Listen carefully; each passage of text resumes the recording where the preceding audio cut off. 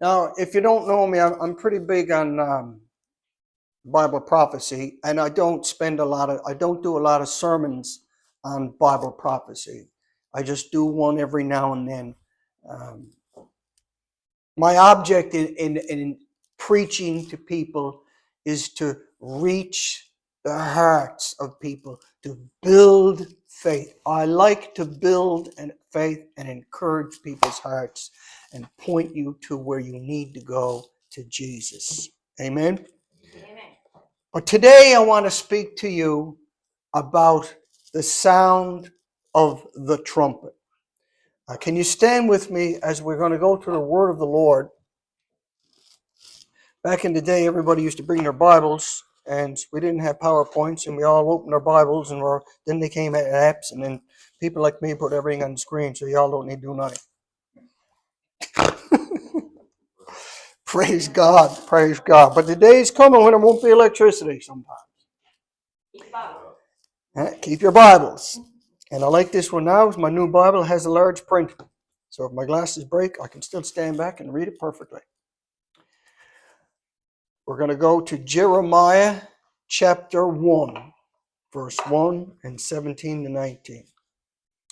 O ye children of Benjamin, gather yourselves to flee out of the midst of Jerusalem, and blow the trumpet in Tekoa, and set up a sign of fire in Beth-Hakerem, for evil appears out of the north, and great destruction.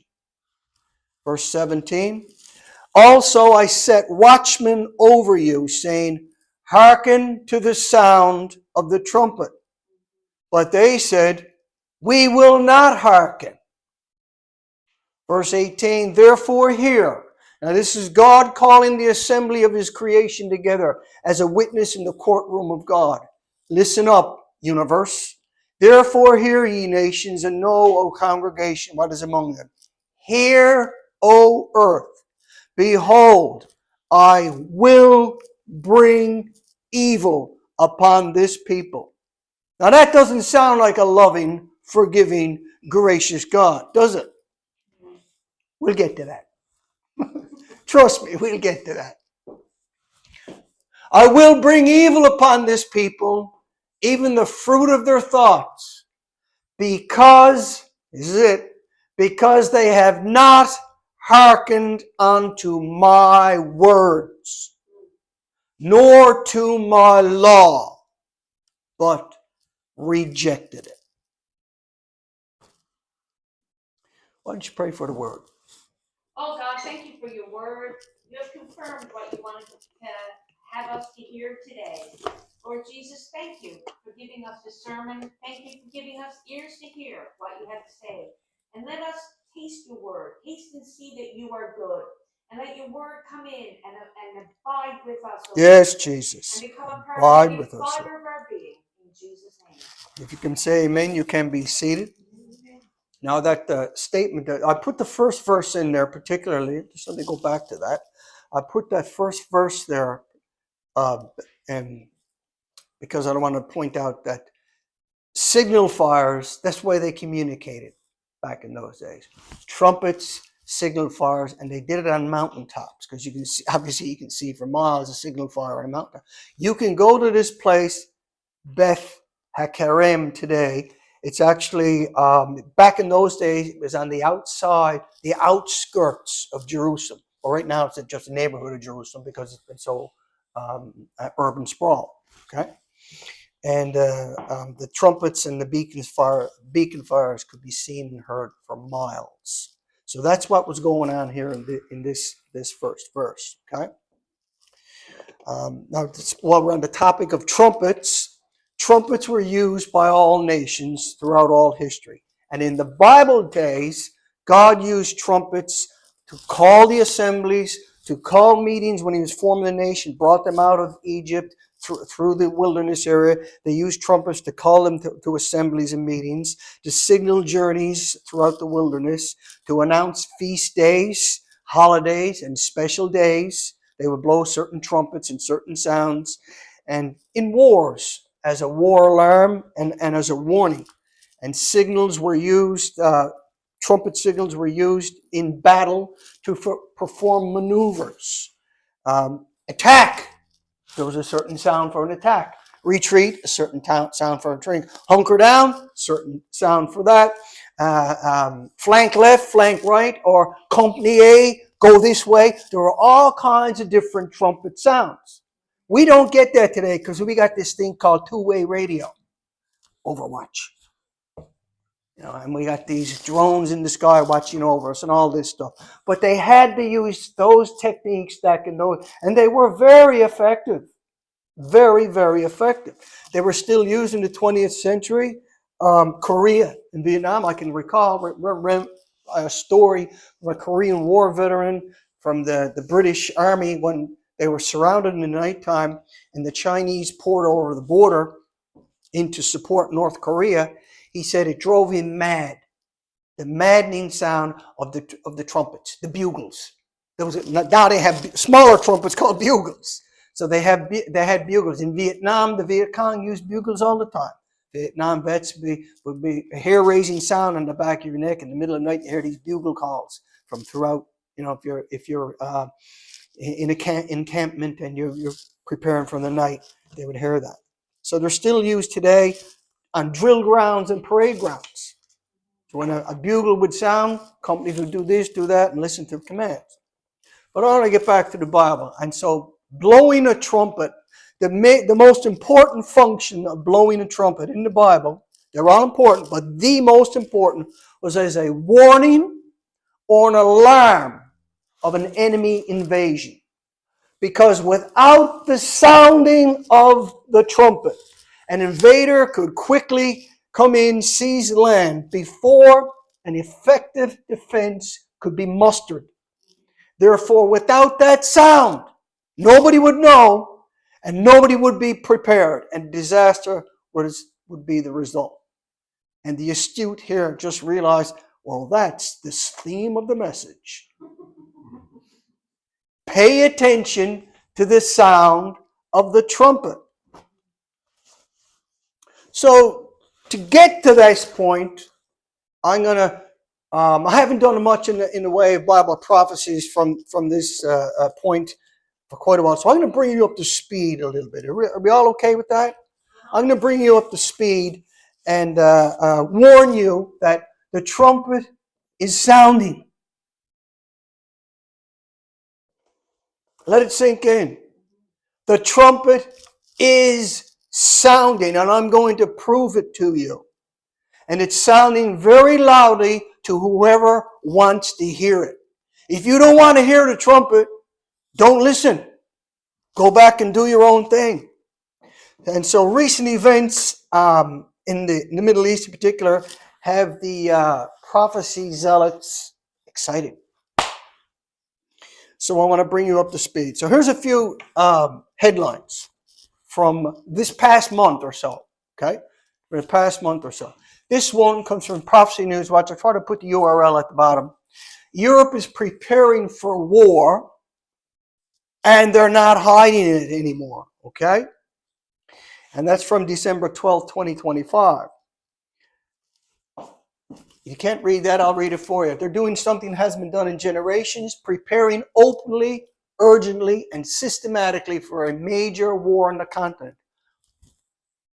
The Berlin Wall came down in 1989. Soviet Union collapsed in 1991. What are they doing?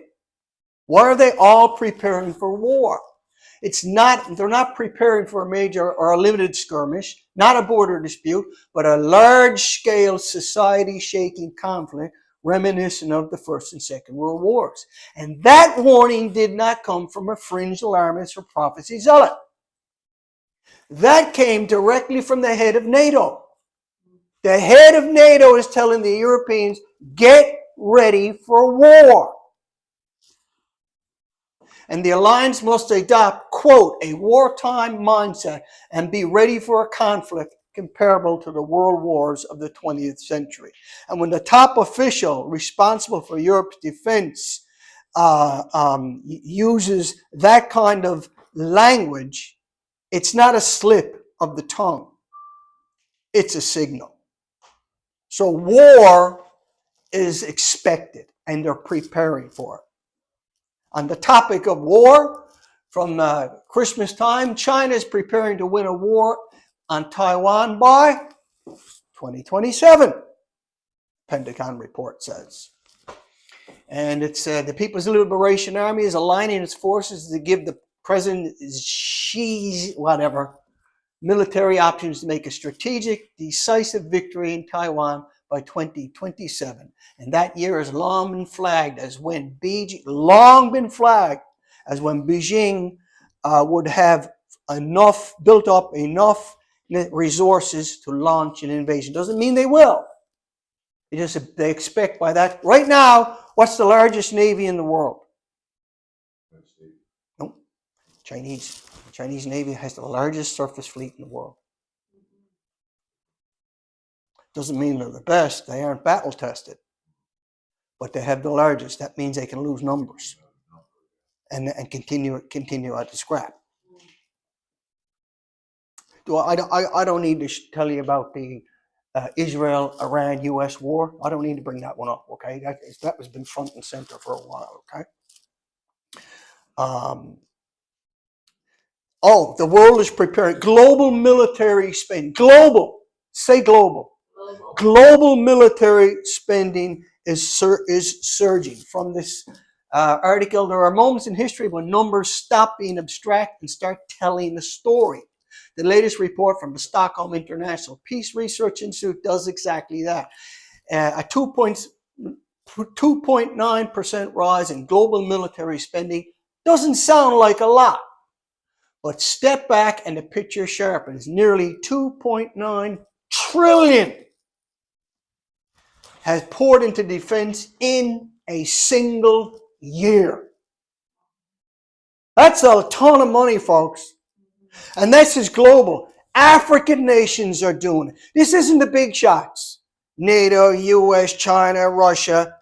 African nations are doing it. Everybody around the world is surging and putting money into their defense budgets.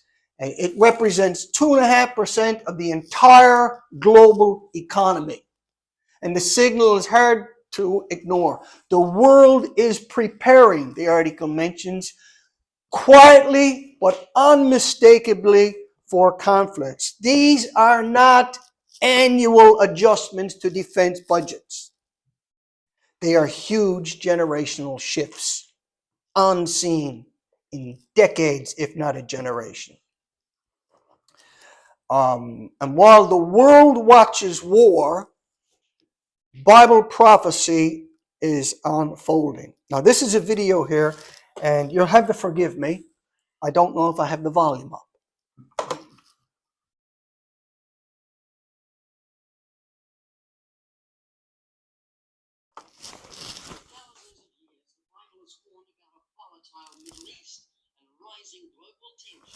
Can you hear that? Jesus warned that men's hearts would fail them for fear of that which is coming upon the earth. Right now, the world's attention is fixed on a narrow strip of water called the Strait of Hormuz. Nearly 1/5 of the world's oil supply passes through that tiny thing. Can you hear? It closes, the global economy is in trouble. Iran knows this. That's why the world is watching the dramatic standoff so closely. Jesus also warned about the last days in Luke 21. Describing distress of nations with perplexity. The word perplexity means confusion. Nations not knowing how to solve the problems they face. When you look at today's growing tension, it's hard not to see those words coming to life. Those are the war drums that Jesus warned would be a harbinger of the last days. Go read Matthew 24, verse 6. Wars and rumors of war. There's always been wars. But have you ever seen anything like the past 60, 70 years? It's been incredible since the beginning of the 20th century. Everywhere there's war or a rumor of war. Continuing on to keep you up to speed. The Pope visits the Algiers Mosque, the third largest Muslim mosque in the world. He visits the Algiers Mosque and he calls it a place proper to God, and he prays with the imam. What's the big deal? Because if you read Revelation chapter 13, you know the world is moving into a one world government, a one world religious system called interfaithism, and a one world economy controlled by the mark of the beast. That article there supports the concept that we are facing a interfaith climate. All avenues are equal pathways to God. Has everybody ever heard that before? And almost to the end. King Charles calls for digital ID in public services. The UK government will relaunch its controversial digital ID program as a voluntary scheme, according to the King's speech at the state opening parliament. My ministers will proceed with the introduction of digital ID that will modernize how citizens will interact with public services, the King said. Then the King's speech, which is a centuries-old tradition marking the start of a new parliamentary session, is written by ministers and read by the monarch in the House of Lords. It typically, here's the big point, it typically confirms policies that are already in place. Because the Prime Minister, Keir Starmer, already wants to roll out digital ID. There's a huge, millions of people signed a document or a petition saying we don't want digital ID. And instead of millions of people being recognized for opposing it, they said, we're doing it anyway. And the King sits on the throne and says, we're doing it anyway. Second to last, the world order. Mark Carney, our own Prime Minister, he was at the summit and the European Political Community Summit. He was the only non-European to be invited to what they call the annual European Political Community. The only non-European. Because there's stuff happening in the world. Donald Trump has upset the apple cart. And all the world is in a tizzy. And so there was literally a realignment going on right now. And that is so prophetic. There is a realignment happening in the world. Your Prime Minister went over there and he said the world is undergoing a rupture across several dimensions in technology, in energy, in commerce, in geopolitics. It is my strong personal view that the international order will be rebuilt out of Europe. Now that is phenomenally prophetic because if you understand Daniel chapter 2 and Daniel chapter 7 and Revelation chapter 13, you will realize that the burgeoning, growing, and ultimately to be formed last world government will be headquartered from the European continent. I'm sorry to tell anybody today, the United States is not in the one world government. I don't know what happened to it. The Bible is not clear. And that's not the point of this sermon here. It's just not there. But here's Carney. This is prophetic, folks. This is utterly prophetic. And lastly, a 4-day Pride Festival will be held in the Dead Sea, the largest in the history of the Middle East, which is a really stupid statement because the only place you can do that is Israel. Try doing that in Libya or Iran. Go ahead, give it a whirl. See how far you get. Israel is set to host the Middle East's largest alphabet festival at the Dead Sea in June, and it's already done. And also, by the way, I have to mention to you, I had some hard time trying to find current, up to yesterday, current information on that. It's like it's memory hold. It's like they don't want it. But here's the kicker. The Pride Festival is being held at the Dead Sea, near to where God destroyed Sodom. It's like they're thumbing their nose at God. They're rubbing salt in the wound, daring God. Go ahead, try it again. We don't believe you.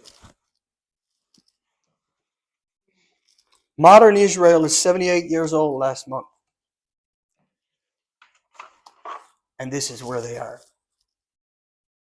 Believe me when I tell you that all this stuff is just the tip of the iceberg because so much more is happening. And these are all just the tip, just a few of the prophetic pointers indicating where we are on the prophetic time clock. I didn't mention the earthquakes. That's yesterday. Last night I screen captured that. That's earthquakes around the Ring of Fire. Hundreds. Big circles are big quakes. I didn't mention 150 volcanoes cooking off around the world. Right now, 150. One is so big over here in the Bismarck Sea. Over there, it's below the ocean. Thousands of feet below the surface of the ocean. Yet what's coming out of it is hitting the stratosphere. And don't forget, Matthew 24, famines, pestilences, and our experience of energy shortages, inflation, food security, and the censorship. Oh, I would love to give you a lesson on the censorship. I would love to. I have a PowerPoint program right there on that computer. I have a PowerPoint slide with over 200 slides, and I am documenting headlines from around the world, step by step, chronological order of the advancement and the increasing encroachment of censorship. They want to stop you from the ability to speak. That's a world government silencing the people. God's prophecy is unfolding at lightning speed. So that's the prophecy climate today in a nutshell. But let's step back in time for a few minutes, for the next few minutes, to 600 BC. At that time was the last days for what was left of ancient Israel. Because in 931 BC, civil war split the nation into two states. The north was called Israel proper, and the south was called Judah. And by the way, Benjamin was actually right here. Remember our scripture? Blow the trumpet in Tekoa. Tekoa is south here of Jerusalem, but blow the trumpet in Benjamin. Jerusalem was in the tribe of Benjamin's area. Anyway, I won't go there. And 200 years after that, due to their extreme sinfulness, rebellion, and gross idolatry, the rod of God's justice was Assyria, that nation up there, Assyrian Empire north of Damascus. God used them to take away the northern nation. They were destroyed in 722 BC. All that was left was a southern nation of Judah. This brings us to the late 6th century BC and the prophet Jeremiah. In chapter 1 of the book of Jeremiah, God calls him to an utterly thankless task. His job was to call the people of Judah, because Israel's gone, call the people of Judah back to God. But Judah, by not learning from Israel's demise, followed her sister into the same deplorable state of idolatry. And so in chapter 2 of Jeremiah, it is a God's passionate rebuke for their shameless idolatry, where God literally compares Judah to a wife who has left her husband to become a prostitute. And in chapter 3, God declares Judah's condition to be so bad, it is so worse than her sister Israel, and they had sunk to even lower levels of depravity. And in fact, they become so callous to their situation, they were blind to the cause. They couldn't see the cause of the northern nation's demise by Assyria, because they thought themselves to be immune from it all. Why? Well, we have the capital city of Jerusalem. We have the temple of God. They didn't have that in the northern kingdom. They're nothing but a bunch of idolatry. Anyway, they deserved what they got. That was the sort of mindset. And so Judah proceeded to continue down the road of gross idolatry, rebellion, and sinfulness. And into this environment steps the prophet Jeremiah. And in chapter 4, he shows up like an unwanted preacher, warning of approaching calamity of God's judgment. But it was no use. His words were falling on deaf ears. They could not hear. They were so far gone that had there been one, say one, one righteous person in the entire city of Jerusalem, God would have spared it from destruction. Don't believe me? Jeremiah 5:1. Run to and fro through the city of Jerusalem. See now and know and seek in her open places if you can find a man. If there is anyone who executes judgment, who seeks the truth, and I will pardon her. History records they weren't pardoned. Not one in the entire city. That's how bad it had gone. Not one to be found. Let that sink in. Not one. How long will God's long suffering and patience in our day, you think, will last? So into this boiling pot, the nation of Judah was already under tribute to Babylon. Babylon had taken the entire Middle East, what we call the Levant. They've conquered it. They put all the cities under tribute. We're taxing you. It's like the Americans made us a 51st state and said, we're taxing you. Well, we just not invaded you yet. They couldn't fight back, and so they put them under tribute. That's what nations did. They would show up and say, we're here to take over. Pay us money and we'll let you live. Resist us and we'll kill you. What do you think most people do? Pay up and live. So into this boiling pot where they're already under tribute, you would think that would wake them up. We're already surrounded. We're already under control. Yet because they were so far gone, they couldn't see the forest for the trees, to borrow a modern expression. Debauchery, corruption, and idolatry were so rampant. They were literally sex crazed. Jeremiah 5, I missed the verse 7. How shall I pardon you for this? Your children have forsaken me and sworn by those that are not gods. When I had fed them to the full, then they committed adultery and assembled themselves by troops in their harlots' houses. They were like well-fed, lusty stallions. Everyone neighed after his neighbor's wife. The sex industry was big business in Jerusalem. Does that sound familiar? They scoffed and ridiculed the preacher when he showed up and started telling them all this stuff and warning that they're facing calamity. Jeremiah 5:12. They have spoken falsely of the Lord and have said, he will do nothing. They're talking about the preacher. No disaster will come upon us, nor shall we see sword or famine. Does that sound familiar? You Bible preachers, we're not going to see that stuff. We've always had wars and famines, pestilences, earthquakes, floods, tornadoes, fires. We've always had that stuff. You guys you don't know what you're talking about. Does that sound familiar? Now we enter chapter 6. And in this sermon, Jeremiah reaches his climax. In chapter 6, we the reader are given a very vivid prophetic description of the destruction. Go read it for yourself. Go home, pick up your Bible, whatever version you have, and read the description. I don't have time here today. Read the description in chapter 6. God literally leads the Babylonians to Jerusalem, tells them what to do, put the earth in ramps, and have at her. Vivid description of their destruction in chapter 6.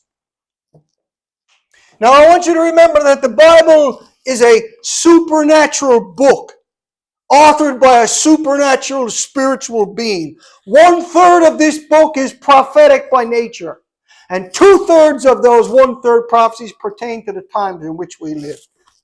That's just a reminder.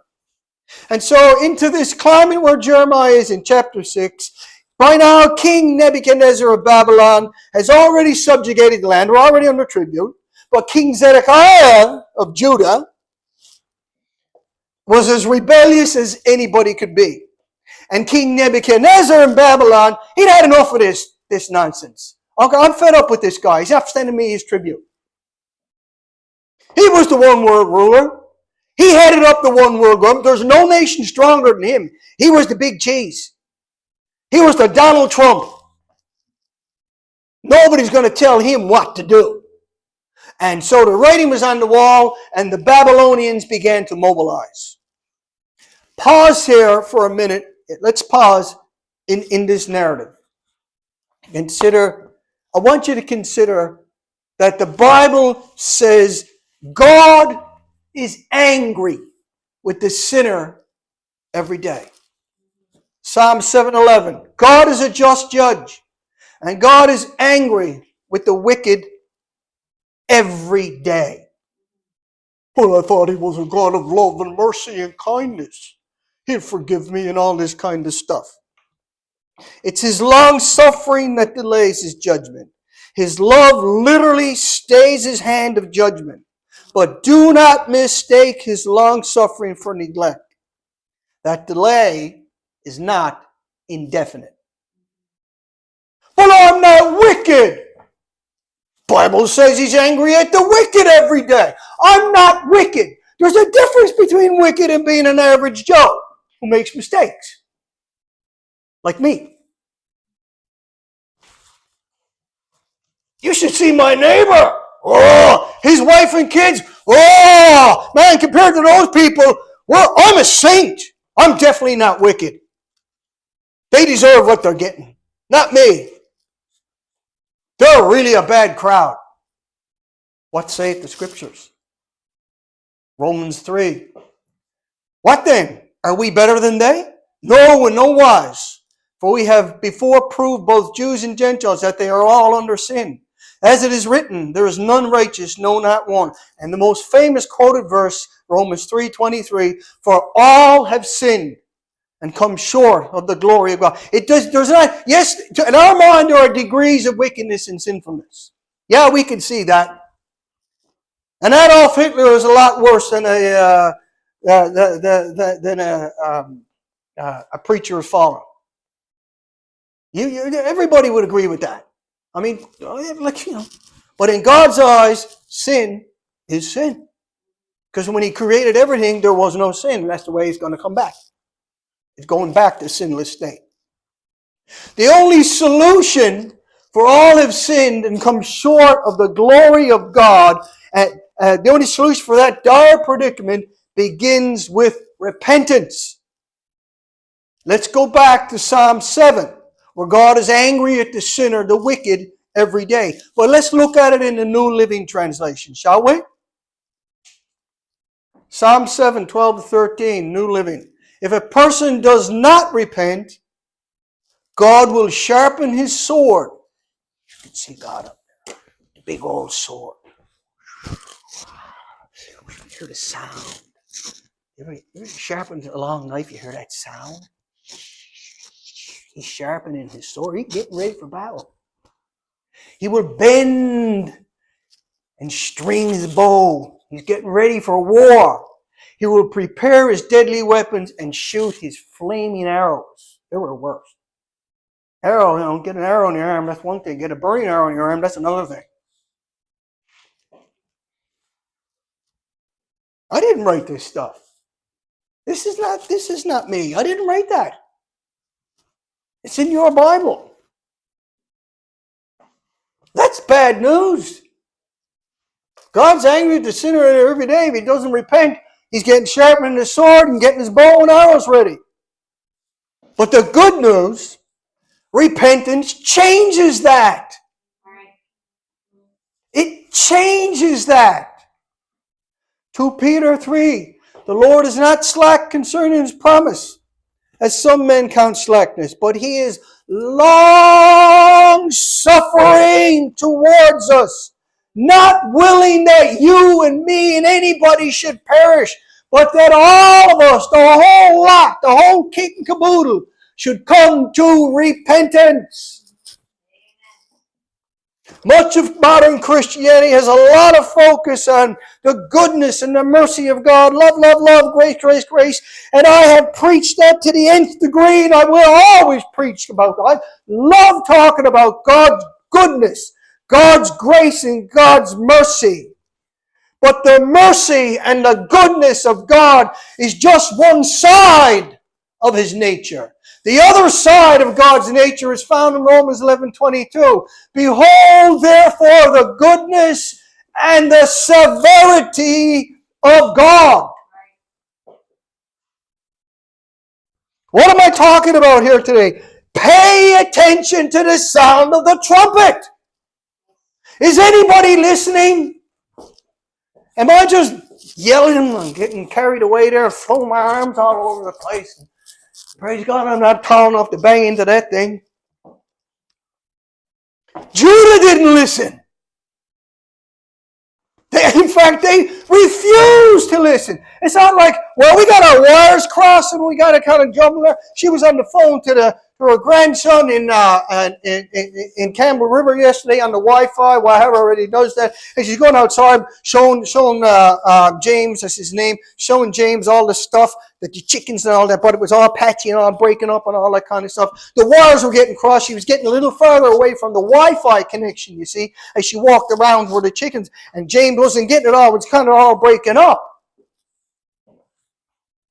But Judah was not in that same. They weren't getting the connection. It wasn't that they weren't getting it. They just said, I don't want to hear you.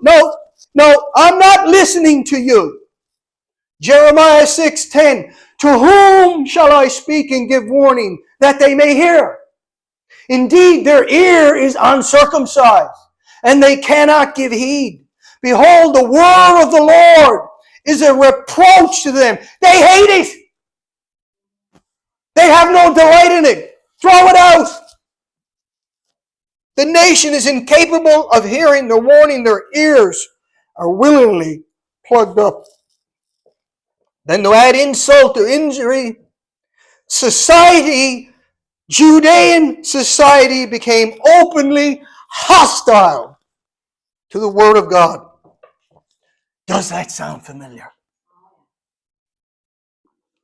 Are you listening for the sound of the trumpet? Can you hear the sound? Are you paying attention? When a nation, when a society becomes openly hostile, that's the end. Judgment has to fall because they've thrown out. They've just literally thrown God out of the picture. They threw him out of the schools. They threw prayer out of the schools. They threw out the 10 Commandments. They threw everything. And you guys, I don't have to tell you. You know all about it. You're aware of it all too. All of you know all about it. God is not in the schools anymore. You'd be hard pressed to find unless you go to a private school. When that happens, the result, Jeremiah 6:11-12, New King James, therefore, I am full of the fury of the Lord. I am weary of holding it in. I'm tired. I'm fed up with my long suffering. My sword is sharp. My bow and spears and arrows are ready. I will pour it out on the children outside and on the assembly of the young men together, for even the husband shall be taken with the wife. The age with him is full of days. You read that New Living Translation. He says, I will pour it out on the kids playing in the streets. The husbands and wives, the seniors in the senior homes.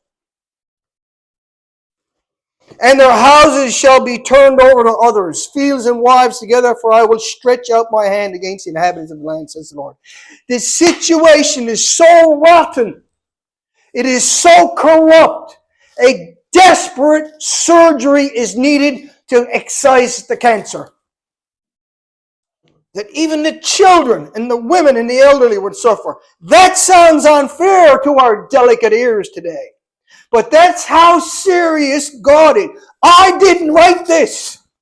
That's how serious God is about the situation. He created all things. He owns all things. He is sovereign. He gets to set the rules whether we like it or not. Pay attention to the sound of the trumpet.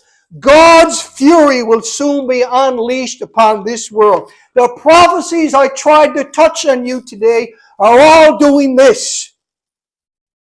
They're converging. God will allow the one world government to form. He will allow Antichrist to rise. He will allow deception to run its course until he's ready for his great reset through the return of Jesus Christ. We have been warned. Can you hear the sound of the trumpet? In our text, God says he set watchmen. Give me 5 minutes. In our text, God says he set watchmen over the nation. Back in those days, watchmen were prophets and priests. Today's they're pastors, preachers, and evangelists and Bible teachers. In the Bible, the watchmen and the trumpets I didn't put the verse in there, but Jeremiah talks about return to the old paths. They're all a call to God's people to return to and find rest in God. That same call is sounding today. God is still calling his entire world. He's still calling his people, the world. He's still sending the trumpet sound. You can hear it in the prophetic fulfillments. God was so patient with them, hoping that they would listen to him. But they said, no, we will not listen. Verse 17, hearken to the sound of the trumpet. We will not hearken. Not a chance, not on your life. Go away. We don't believe you. We don't like you. Get out. Leave. So they flatly rejected God. Now in ancient times, lead and silver were combined together. When they wanted to make the silver pure, the value, get the value, that 99.99% silver. They wanted to make that pure. They took lead and silver together and they put it together in a crucible and they heated it. What happened is that the lead oxidized and it carried off the impurities and all the baser metals. So all that was left was the pure silver. That's the way it was done. So when the people rejected God, we will not hearken. And in the heat of that Babylonian crucible moving down and surrounding Jerusalem, God rejected them. You reject me? Fine. Your choice. You were born with a free moral spirit. You can choose your own destiny. You reject me? Fine. But you don't get to choose your consequences. So God rejected them. Jeremiah 6:29-30. In the bellows, that's the bellows. You ever see the bellows heating up that crucible of lead and silver? The bellows blow fiercely. The lead is consumed by the fire. The smelter refines in vain. For the wicked are not drawn off. The silver is rejected because the Lord has rejected them. Now, at the beginning, I'm almost finished. Just hang in there, hang tough. I mentioned just a few end time events, and I saved the best for the last. I like doing that. The best for the last. The biggest, and the baddest, and the reddest, and the brightest flag, the signal, the imminent return of Jesus is found in Matthew 24. When you see the abomination of desolation, that's an event that causes the new temple to become desolate. When it's called an abomination, that causes desolation. When you see that spoken of by Daniel the prophet, stand in the holy place. What's the holy place? The new third temple. Follow closely now. Jesus was telling his disciples, when you see that sign and passing that information on to the last days generation, that abomination, when you see that sign, then the countdown to his return will begin. And it will take 3.5 years. I can deal with that another day to explain all that, but trust me, it's 3.5 years from that point. So there has to be a third temple before Antichrist can go in and create an abomination that causes it to become desolate. But there's no temple yet. There's no temple up on the Temple Mount. Even though Israel took control of Jerusalem in the Six-Day War of 1967, they let the Jordanian Waqf, however you pronounce them, administer control over the Temple Mount. And so Jews were never allowed to visit or pray up on the temple. It was so bad for anybody to go up on the temple. If you weren't Muslim, you couldn't do this. You'll be arrested. Simply close your eyes. He's praying! Arrest him! That's how bad it was. However, and the reason for that is because the politicians were afraid of a Muslim uproar around the Muslim world, and they didn't want to get involved in another war. However, over the past few years, something supernatural has started to change in Israel. More and more Jews are boldly going up to the Temple Mount. They are now praying openly. They are now singing openly. They are now dancing openly with the apparent approval of the police who just stand by and watch. Something is shifting. Something is happening. This is tectonic in prophetic nature. And some have been arrested for trying to drag goats up on the Temple Mount and perform the first sacrifice in 2,000 years. Their intent is to bring attention to the overwhelming weight of enormous numbers of Jews to the politicians, forcing them to establish a third temple. It's happening. The movement to build a temple is happening. On that note, here's an astonishing story telling us how close we are to that third temple. This is an article from JNS News, which means Jewish News Syndicate News. In 1967, the 1967 Status Quo Agreement. What meant the status quo is, you Jordanian WASP, you can do your thing up here, and we will not intervene in your prayers, in your mosques, and your stuff you do. It's the status quo. We're not going to take it over and build our temple there. That's the status quo. So that 1967 status quo agreement that administers parts of the Temple Mount has been increasingly tested in recent years, with Jewish rights activists pushing the boundaries and police at times appearing to tolerate visible prayer. In particular, since Israeli National Security Minister Itamar Ben-Gvir took office in 2022. Here's what he said. On May the 14th, Ben-Gvir himself went up on the Temple Mount. He's a provocateur. He's a far right. He really upsets all the lefties and all the peaceniks and all the Muslims, okay? He raised the Israeli flag on the Temple Mount on May the 14th. May the 14th, 1948 was modern Israel was born. And on May the 14th, 2026, he goes up on the Temple Mount with an Israeli flag. And he had a massive security with him. Praise God. As he visited the holy site ahead of Jerusalem, which commemorates the city's reunification in the war.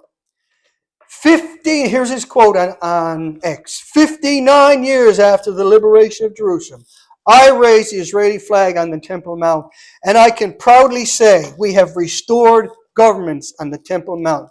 He tweeted, today, more than ever, the Temple Mount is in our hands, added the senior minister.